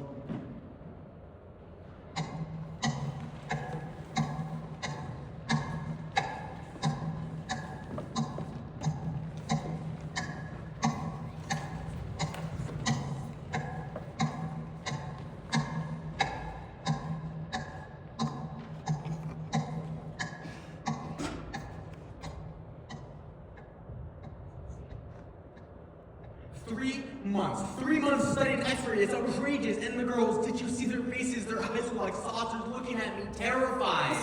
How are we going to hold out 3 more months? Catherine Chopper barely made it to the courtroom today, and Grace, she was trying so hard not to cry. And of course, I had all the answers. Go home, girls. Get some rest. That's the best I can do. Get some rest. It's a difficult case, Mr. I Reader. don't understand people like Mark Lee. And Reader, how can he play these kinds of games with those poor girls sitting right there? Maybe this will help. I received a letter this You morning. think the company would be eager to take care of this? What with the publicity this has gotten? But Markley seems to enjoy the sport of it. What he can get away with? It's cold. Very cold. Mr. Barry, What's this? it's from Catherine Drinker, Mrs. Cecil Drinker of Harvard. She's an industrial hygienist also. She worked with Dr. Drinker on the study. It was a joint effort, actually. That's very interesting, Miss Wiley, but we've already seen that document. There's nothing in it to help us. You've only seen part of the document, Mr. Barry. Please. This is the complete report. I received it this morning. Mrs. Drinker has been following our story very closely in the papers, and she was particularly disturbed to read that last article in the Ledger. The one where it says her study clears the company. He doctored the report. Reader doctored the report. Apparently, he pulled out one page listing the blood conditions of a dozen employees. Doesn't look so bad by itself, but in context, it paints a somewhat different picture. We can use this. Yes, that should impress the judge. The judge? Miss Wiley, I am not going to wait 3 months to make use of this. I want you to call that contact you have at the New York World. If Reader won't let us present our evidence in the courtroom, then he can read about it in the newspaper.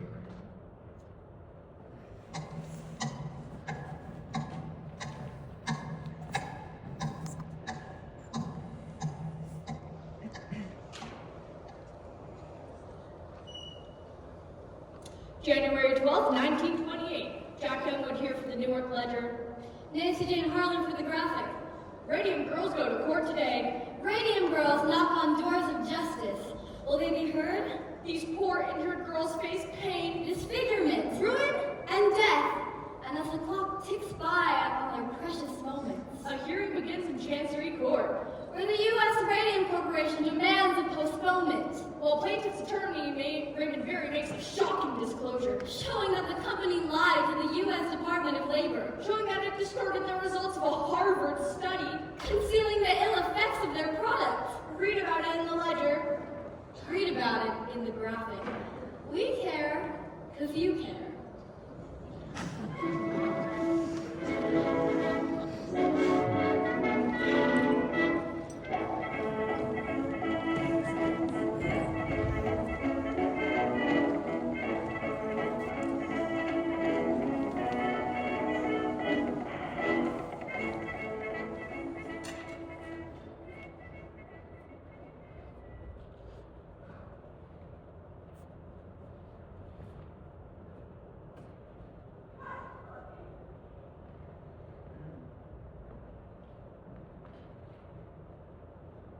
Very bad.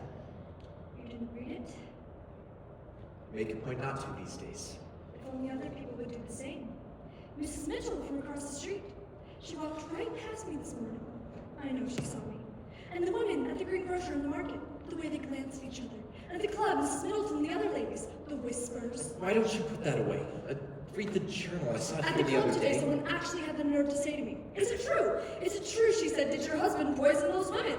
I said, "Mrs. Cowles, if you think it is true, then why would you speak to me at all? I certainly will not associate with a woman whose husband did such things." Why do you go there then if that's the way people are? I've been a member for years. What do you want me to say, Diane? I knew we were poisoning people, but I didn't want to stop because we were making too much money. Is that what you want me to say? I certainly don't want you to say such a thing.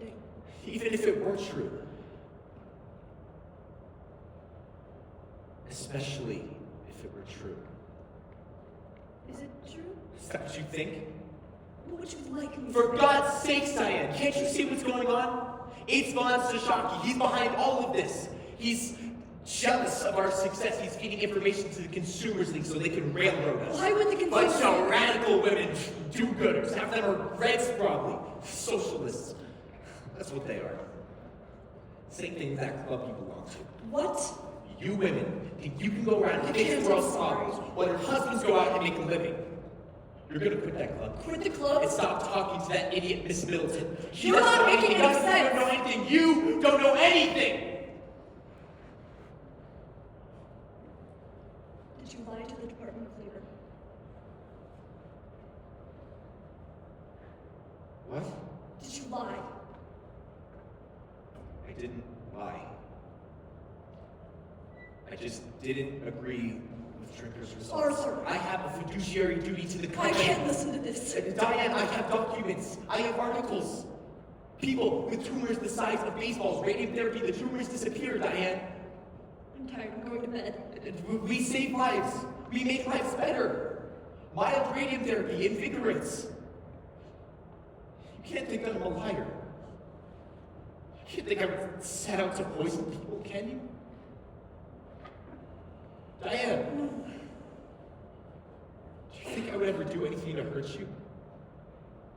Or to hurt Harriet? Certainly not. Then? 13 girls have died. People die every day. The newspapers are full of death notices. Young, old, infants, children younger than Harriet die every day. But they worked for you. They also work for other places, Diane. I have a report from Columbia University, an expert in industrial hygiene, just like Drinker, that says that there's absolutely no connection between our plant and these illnesses. Would you like to see the report? Then what could the cause be? I don't know, Diane. I really don't know. I've done everything I could to find out. No one knows. Please say you believe me. If you don't believe me, then there's no point to anything. Marty.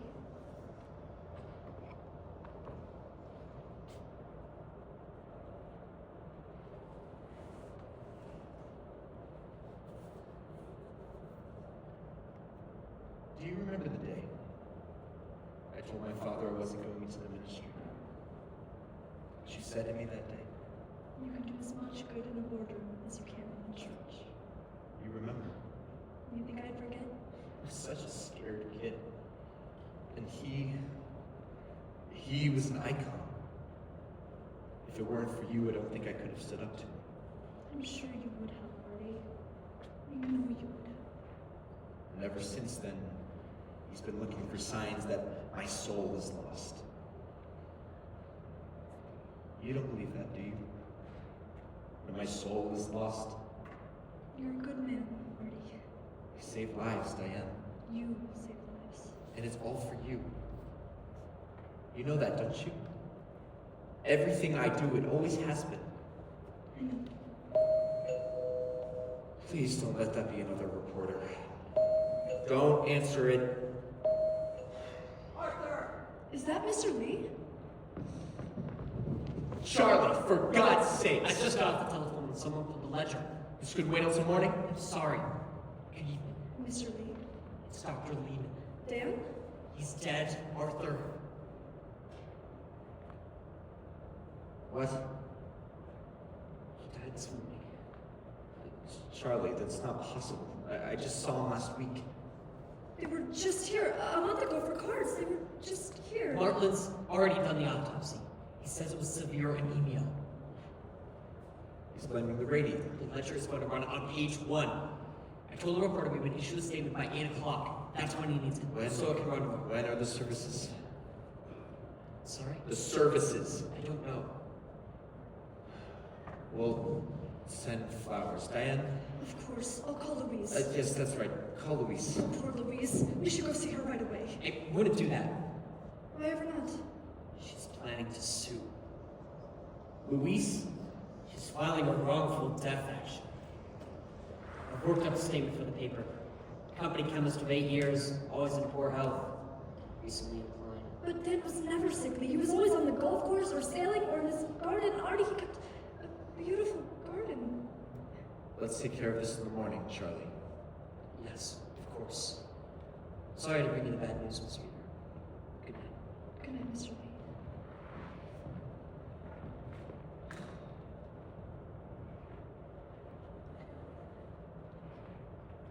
Charlie can be a bit excessive at times. We have to say something. I don't know what we'll say, but we have to say something. The shareholders will expect it. It's all right, Artie. You needn't explain. Sometimes it's necessary. You needn't explain. We're going to throw this away now. Just have the case under And the we'll sink. get rid of that too. We'll have no more of it in this house. I'll do it. Diane.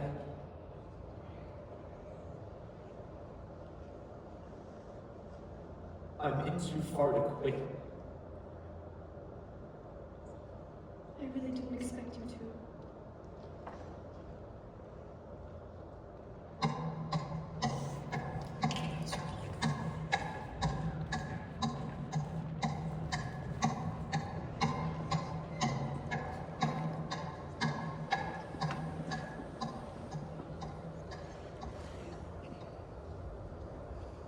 February 21st, 1928. To Mr. Raymond Barry. From Harrison Marland, Medical Examiner, Essex County. We have examined the remains of the deceased Amalia Maja. Our study reveals the following. Radioactive substances have been found in large quantities in the lower jaw, the upper jaw, and the lumbar vertebrae. No evidence of syphilis was found. Body is radioactive. Bones of dead girl. Kick off gamma rays. Catherine Wiley of New Jersey Consumers League declares, new evidence shows company lied. Dr. Joseph Neff, a Newark dentist who treated Amalia, has turned over portions of the jawbone. This x-ray shows the bones are still radioactive 5 years after the girl has died. Will this make your case? Will this force a settlement? Make our case? No. This, gentleman, will make our case. Last night, in a graphic exclusive, the founder of the U.S. Radium Corporation breaks his long-held silence with this shocking announcement. Radium is one of the most dangerous substances known to man. Dr. Von Sashaki, is it true you assisted with the autopsy? Yeah, and given my expertise for radium extraction, I was able to determine Miss Maja absorbed enough radium to kill 10 people. What of mild radium therapy? Are you now advising against it? Radium is responsible for the deaths of these poor girls. It must be considered a most dangerous substance. And you agree with the doctor's prognosis that the Radium Girls only have 1 year left to live? From what I have seen, they'll be lucky to last that long.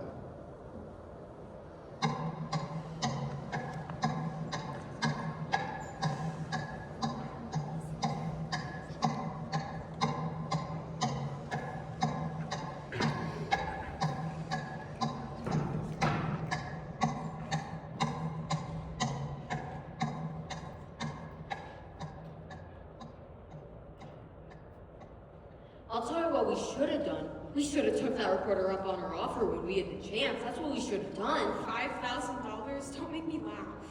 And I'll tell you what else we should have done. We should have talked her up too, because I'll tell you what, they'd have paid.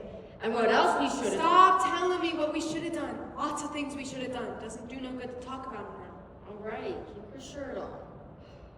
So, which do you like more, the pink or the black? So, what's Barry saying? Is he gonna go back to the company? I like the pink, but it don't fit so good these days. Is he gonna try to talk the company up a bit? Miss Wiley thinks another interview will do it, and I say, what's one more, you know? It's worth a shot, don't you think? What if they came up to 5,000? Would you take it then? Let them come up. I'm not caving in. It's called a settlement. A settlement. It's just a way for them to hide. Let them hide. And they win. So they win. They're gonna win anyway. Nice, you got so much confidence in me. Grace, for Christ's sake. You got one lawyer working for nothing, up against 6 other lawyers who are getting a bundle. And you think you got a chance? You know what I learned today? They put lead screens in the laboratory. For the technicians, did they give us lead screens? Oh, jeez. What do you think, 100 girls in a room and they're gonna spend that kind of money on us? Grace. And they're trying to keep it all quiet. And Miss Wiley says they're gonna close down here and move across the river and act like none of this ever happened. What are we doing here? I thought the idea was you'd get some money, settle your debts, get a better doctor, and we'd get on with things. Get on with things. You're still wearing my ring. Tom. Grace, there's a house for sale in my brother's neighborhood. 2 rooms up, 2 rooms down. Not much, but it's a start. It's already got flowered wallpaper. You'll like it. And best of all, it's only 3 blocks away from the school. The school? What do we need with the school? Tommy, what do you think is gonna happen after all this is over? That it'll just go back to the way that it was? Why wouldn't it? I gotta see the surgeon again. Okay. I got some fluid. He's gonna drain it. Uh-huh. And then he says, there will be more. So we deal with it and when more, it comes. And still more! Why can you see that? How can you talk about getting married and buying houses when you know that there is nothing? Because I can't think about that, Grace. I just want for us to be together now. I want to go home to you at night, to my wife, my home. I'm too old to be living this in-between life. I promise, Grace, I will do whatever it takes to make it easy for me.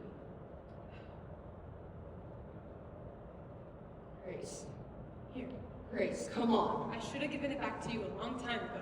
I don't want it. Tommy, are you gonna make me say it? You just need to get some rest. That's all. Tommy. You're not getting enough sleep. Tommy.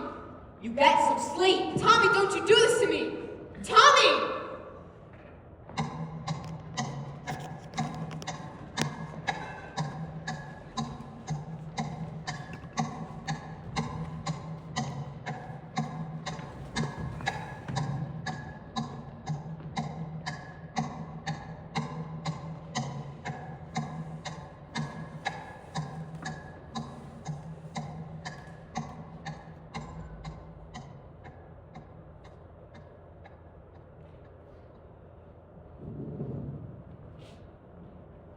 Arthur? Charlie. Aren't you headed home? Charlie, I've been thinking it over. I think we're taking the wrong approach here. I think we should settle this case. We need to make a reasonable offer to those girls. No, Arthur, we had an agreement. We need a definitive victory. Things Otherwise, we invite more of the same nonsense. Things have changed. Arthur, I know you and Dan were close. You can't let that cloud your judgment. Vance Shockey is going to testify. We can deal with it. How? Put a little money in his pocket. Now you want a bribe. Not a bribe. Consideration. Consideration. Whatever Barry's paying him, we'll just make a better offer. You don't understand guilt, do you, Charlie? Right now, I don't have the luxury of thinking about it. Let me tell you something, Charlie. A guilty man has a tremendous need to unburden himself. His guilt can eat him alive. Can't you see? What Vance Shockey wants is to be free. That's why he's testifying for those girls, and why he will never testify for us, no matter how much consideration you offer. Settle with these girls, and now settle with all the others. Tell Markley. Never. was right about that. This is only the beginning. Tell Markley to get in touch with Barry. Get a conversation going. We need to come up with a figure those girls can accept. For God's sake, Sergeant! What are you trying to do to me here? You want to wipe me out? We've got to get this off the table. Every penny I've put by in the last 7 years, I've sunk into this company! Do you know why, Arthur? Because of you. Because you said it was a sure thing. No, miss! Why work for Von Sashaki when we can work for ourselves? Remember that one? Charlie. Take a chance, Charlie, take a chance! Charlie, we were fooled. Von Sashaki fooled us all. Can't you see? Now all we can try to do is clean up the best we can. Do this and its end, Arthur. Stepping down, Charlie? Not me.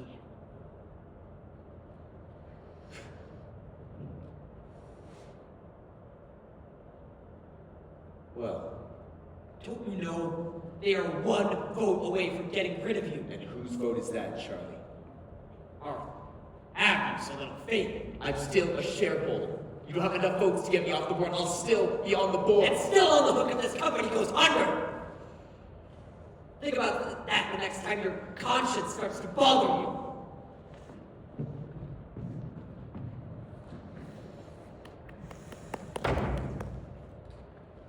Raymond Barry. March 15, 1928, to Raymond Barry, attorney at law from Edward Markley, counsel, U.S. Radium. One of our expert witnesses has encountered a serious scheduling conflict which makes it impossible for him to testify in April. Therefore, we have requested an extension until June. As for your request for settlements, every case has some humanitarian aspect, therefore that cannot be the basis for settling this one. But I have no doubt you'll be rewarded for the good work you are doing. If not in this world, then in the next.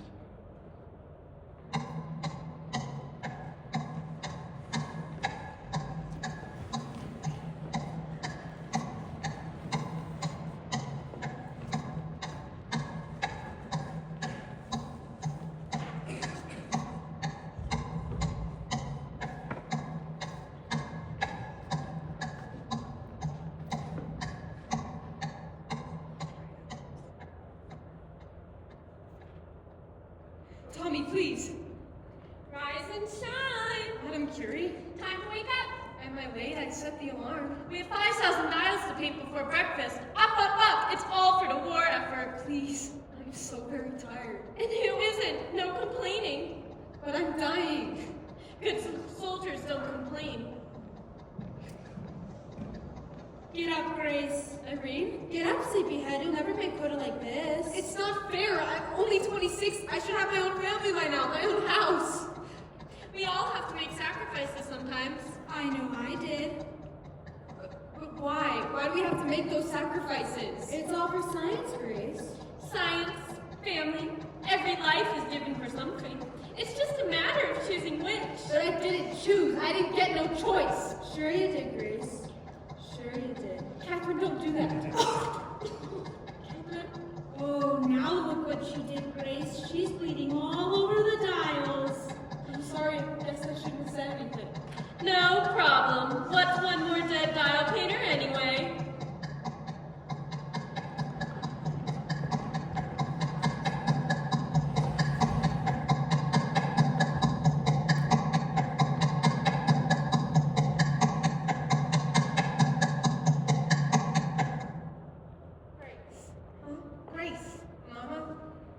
Mr. Markley will be here any minute. Mr. Markley. He's bringing the papers for you to sign. Did you fall asleep? Has Miss Wiley been by? Miss Wiley?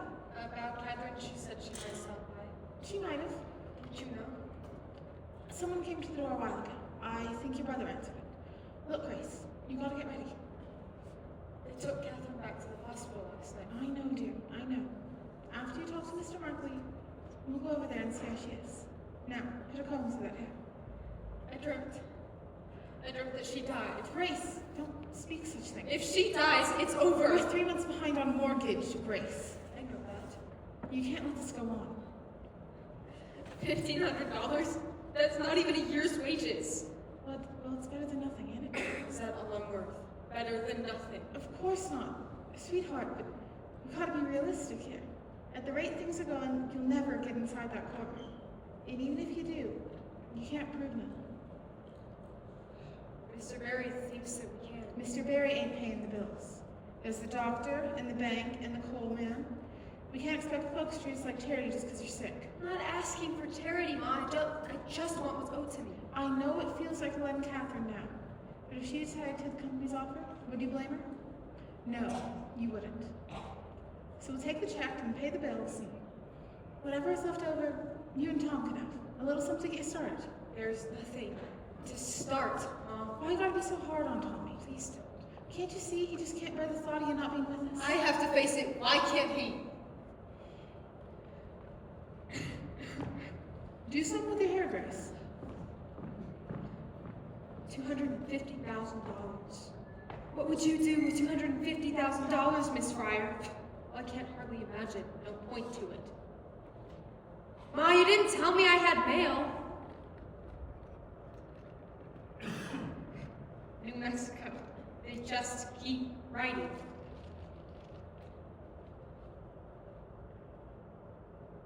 She was here. Miss Wiley was here. Mom, why didn't you tell me Miss Wiley was...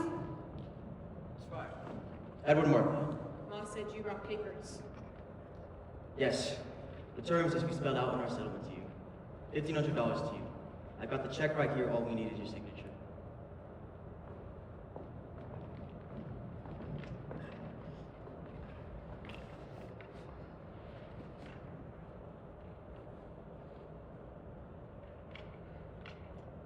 Grace, Mr. Markley's a very busy man. No, please. Look it over carefully. If you prefer, I can leave it here and come back. No, we'll do this now. Let's hold harmless. You agree to hold the company harmless from any further action. No more lawsuits. Correct. Is that just me or everybody in my family? Your entire family. It precludes a wrongful death action also. This is a confidential settlement. Yes. You didn't say nothing about it being confidential. That's standard for most legal settlements, Miss Fryer. We like our privacy and your privacy also. It cuts both ways. You agree to keep silent about the terms of the settlement, and so do we. That seems fair. Need a pen? I have another question, Mr. Markley. Grace, Mr. Markley already explained the settlement to you. I don't mind. What's contributory negligence? It's not in this one. It was in them other papers that you filed during the lawsuit. It said the Radium Company's defense was the statute of limitations and contributory negligence. I'm not sure what you're asking, Miss Fryer. It means it's our fault, don't it? It's a standard defense. I wouldn't take it personally. How else can I take it? Mr. Markley, Grace has had an awful headache all day. Maybe you could leave the papers? Maybe he can just answer the question. Why are you doing this? Why didn't you tell me Miss Wiley was by? You'd already made up your mind. She'd only try and talk you out of it. What did she say about Catherine? Mr. Markley, if you leave the papers, Grace will sign them Mom, later. what did she say about Catherine? She said, don't look good. Perhaps I should come back later, when Miss Fryer is feeling better. You didn't answer my question, Mr. Markley, and I'd really like an answer. Because let me tell you, I quit school when I was 15. I went to work at your radium plant because my folks needed the money. At that plant, they told us what to do, when to do it, how to do it. My folks didn't raise me to make no trouble, so I didn't make trouble. I never argued. How do you get contributory negligence out of that? As I said, Miss Fryer, it is a standard defense. There's nothing standard about what happened to We me. deeply regret your situation, Miss Fryer, but there is no evidence to tie your condition to any action by the U.S. Radium Corporation. Then why are you giving me this money? It's a humanitarian gesture. Humanitarian gesture! Mr. Markley, I'll take the papers. Month after month you put us off, knowing how sick we were, how tired, humanitarian, you're waiting for us to die. Grace, please, stop this. One by one, I watched my friends get sick and die in the most horrible ways. And you think I should just be grateful for whatever spare change they throw at me? This is a very generous offer considering the circumstances, Miss Fryer, and I would advise you to take it, because it will not be on the table for very long. What do you mean? If she does not sign within 24 hours, we will be forced to withdraw our offer permanently. Grace? He's lying. I beg your pardon, miss? You're telling me if I don't sign these now, but I come back a week from now telling you I changed my mind, you'd still rather go to court. You'd still rather some judge get a look at me and take your chances I don't win on sympathy alone. 24 hours, you're just trying to bully me. Very well then, Miss Fry. I will take that for a no, and we will see you in court. Yes, you will see me in court. Even if they have to carry me in there, you'll see me in court. You and Mr. Reader both. You call that man back. I'm going to court, Mom. And what are you trying to prove? You know you can't win. I want those people to look at me. I want them to look at me and explain how it's my fault. I got sick working in their factory. And what will that get you? What? All my life, I've done what other people have told me to do. I quit school because you said I should. I put that brush in my mouth because Mrs. McNeil said I should. I never said, please, can I go back to school? I never said, I don't like the taste of this paint. I never argued even though I knew something wasn't right. At night, I'd look at the back of my closet door and see my dress hanging all aglow. My shoes on the floor, my hairbrush and comb on the dresser. So much light, Ma. So much light, and I never once questioned. I never once argued. Don't you see? They knew that I would. That's what they were counting on.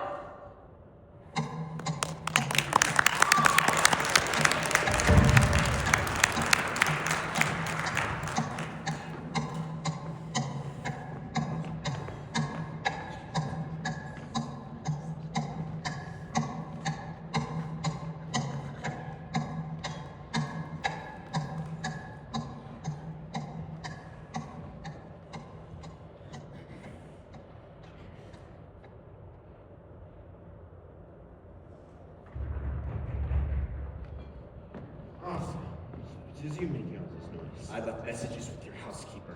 As we are no longer in business together, it is best not to respond. Is that what this is about? Perhaps a cup of tea will calm your nerves. You never told us the paint was dangerous. You never said anything. Not to me. Not to Dan. I didn't know. You didn't know. You invented the paint, and you didn't know.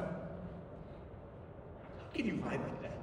I didn't know until it was too late. I should put you through that war. Perhaps you should, but you will not. You will sit down, you will have some tea, and you will calm yourself. I was not the technical man. You were the technical man. Yes, I was the technical man.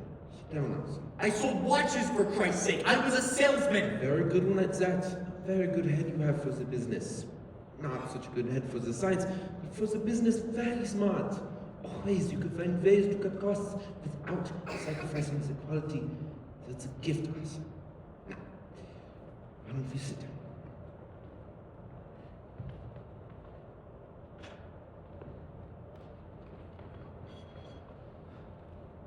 Jesus Christ. What's the matter with your hands? It's been that way for quite a while now. What have you been dipping them in ink? Dipping them in ink. How fond of the pretty stories you are. No, if only it were ink. Mr. Martin tells me it's necrosis of the tissue, the cells, the dying. With the dial pinches in the jaws of it, the necrosis with me in the hands. I had no idea. No reason why you should. It's been quite a while since we last spoke. How long? But I've known for a while. Miss Valley from the Consumer League persuaded me to assist Dr. Martin in testing the diopins of radium exposure. Not that many people, can measure that sort of thing. So, she came to me, knowing that I had the equipment and, of course, the skill. I didn't want to believe her ask. I didn't want to believe that the dial benches could get sick from working with my paint. I wanted to prove that it was all a mistake. So I agreed to help. Dr. Martin and I conducted expired air tests on the gas. It was then that I found out. When my own breath registered as radioactive, in my hands, they began to turn black. Now, you wish to have words with me? Sorry. Well, perhaps now you ought to get an appointment yourself with Dr. Martin. What for? Did you not notice the growing dust on your shoes when you came home at night? How could I have missed it? I traced all over the house. You can be sure that a great deal of that is now in your lungs. Yep. Look familiar. It's our promotional piece. An excellent promotional piece indeed. How many sales did that account for? I didn't track it exactly. I'd like to think it helped our medical market quite a bit. Page 96. What? The last chapter. Read it to me. The last chapter?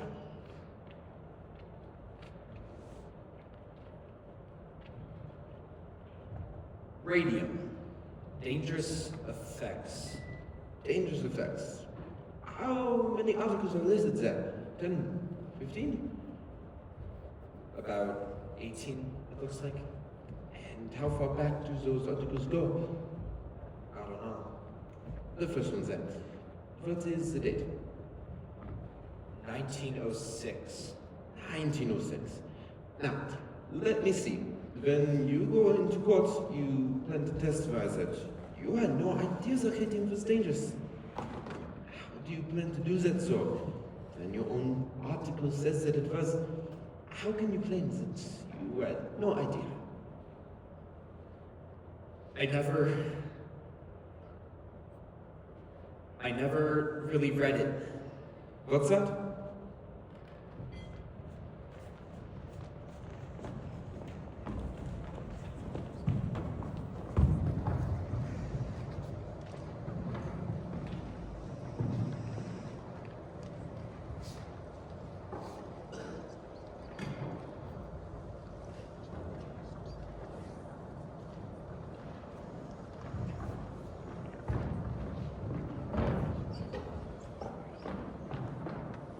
I never really read it. I hired a man to put it together. I just glanced at the callies. I never actually read the book. How do you mean you never read the book? It was a standard arrangement. An outside company prepared the piece. They were responsible for its content. Which you never read. I think you'll find, Mr. Barry, that very few company presidents read their own promotions word for word. It has your name on it. You authorized the book's release and had final approval of the content. Mr. Lee was in charge of our promotional efforts at the time. I entrusted those activities to him. Now, Mr. Reader, you testified that you started at the U.S. Radium Corporation in 1918. Yes, as plant manager. And you held this position for how long?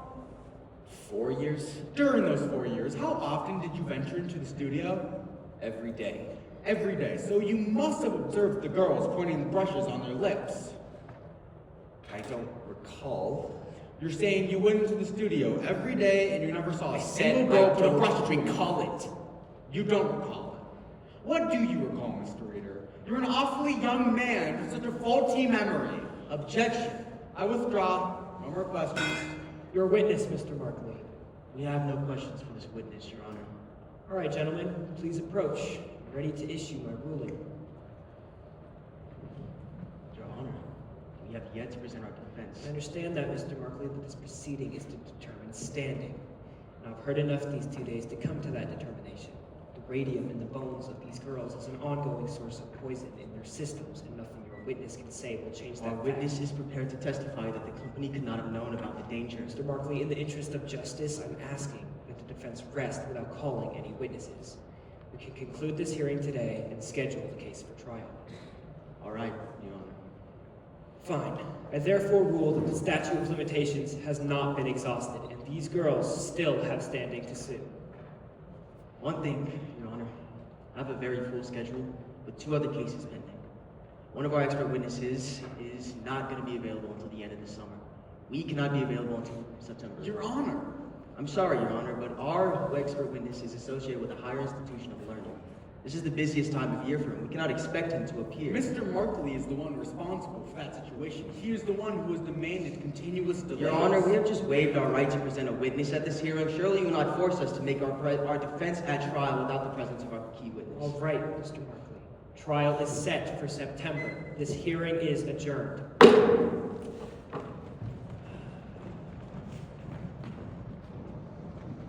Edward, why can't Flynn appear? going to Europe. Europe? But he's known about this for months. Why haven't you... Oh. Very clever, Edward. How long do you plan to keep this up? As long as necessary. Mr. Markley. Mr. Barry, congratulations. I never thought the judge would go for it. You know full well these girls can't wait until September. My client has a right to make his defense. We will not wait until September, I promise you that. One way or another, we will find room on the docket, and your expert witness be damned!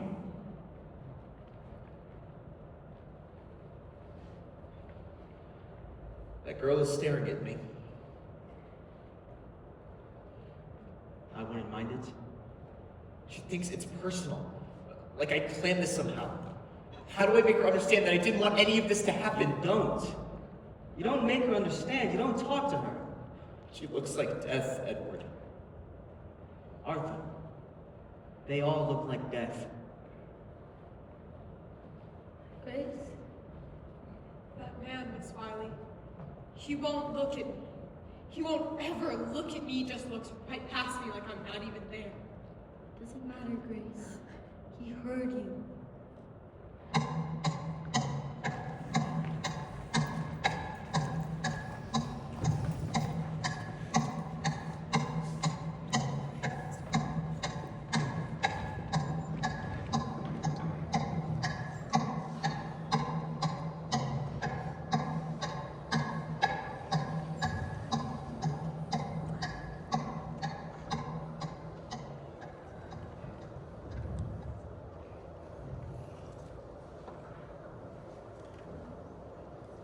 May 17th, 1928. This is Nancy Jane Harlan for the New York Graphic.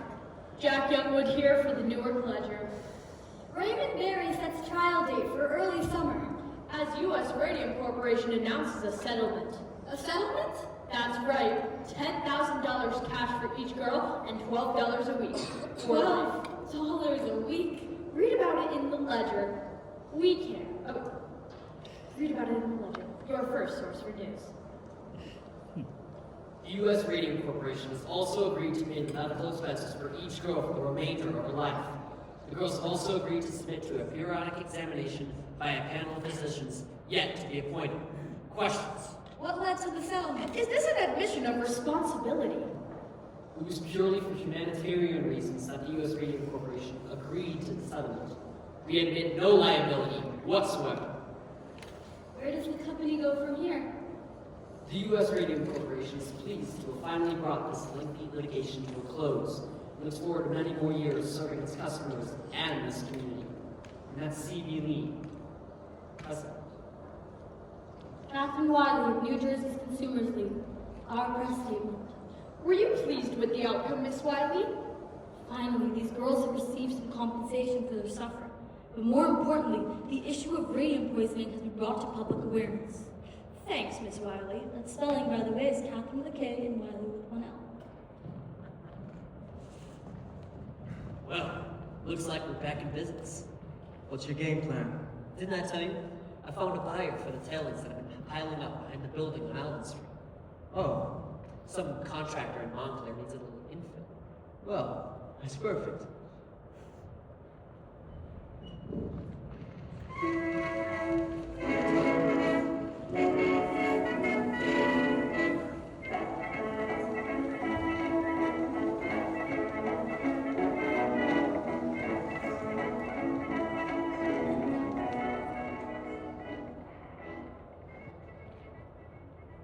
No, Catherine, this won't do. We can't see your name. That's better. Well, Catherine, I brought my paints today. It's such a beautiful day. Trees are starting to turn, but it's still warm. Too warm for a sweater. There's a nice breeze. A fine day to paint. Thought I might find you up here. You were right. What? Up here. Yeah. I guess if you're gonna rest in peace, this is the place to do it. I guess so. What do you call that? Watercolors? I'm a little weak when it comes to landscapes, though. No, it's good, Grace. It's nice. First thing I bought with the settlement money was some paints. Big spender. Then I bought a car. I didn't know you could drive. I can't. My brother's gonna teach me. He drove me up here today. Grace, you want to learn how to drive? I'll teach you. You've got other things to worry about now, Tommy. You know about that. Tommy, Orange just isn't that big. I meant to tell you myself, Grace. That's why I came looking for It's you. alright. I don't mind. I'm happy for you. For both of you. No hard feelings then? You think I have time for that? I'm glad it worked out for you, Grace. Are you glad? I mean, you don't feel like you backed down too soon, do you? We didn't back down. They backed down.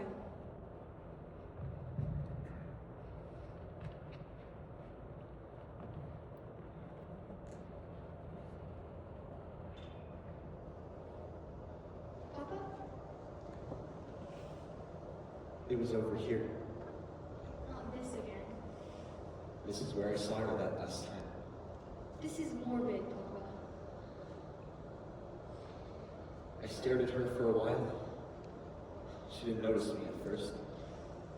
But then something made her look up. No wonder Mama won't go on drives with you anymore. If this is how you spend your Sundays. I saw her looking back at me, and I looked away. Just like in the courthouse that day. He can't bring himself to look at me. You need to find a new hobby. Retirement isn't good for you. My heart started pounding, Harriet. I didn't know what I'd say to her if I had the chance, and suddenly, there she was, and I had the chance. So what did you say? I couldn't bring myself to speak. It's as if he's afraid to look at me. I had my chance, and I couldn't speak. He's afraid of me. Oh, Papa, that was years ago. Why don't you just forget about it? It's not like it was your fault. Besides, nobody knew about things like that then. Science just wasn't advanced the way that it is now.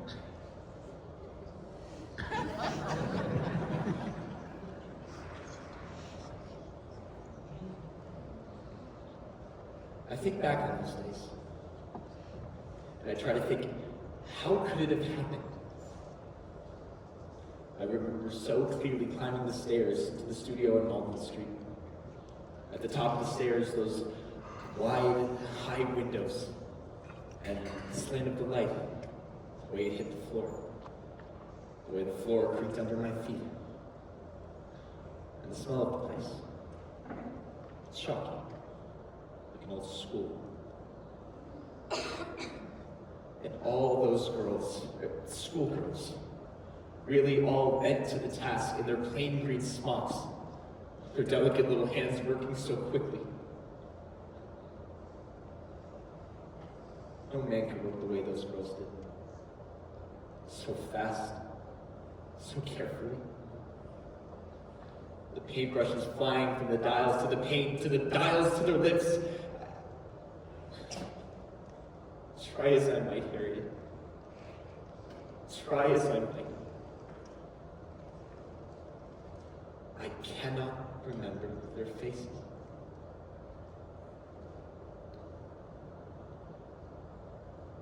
I never saw their faces.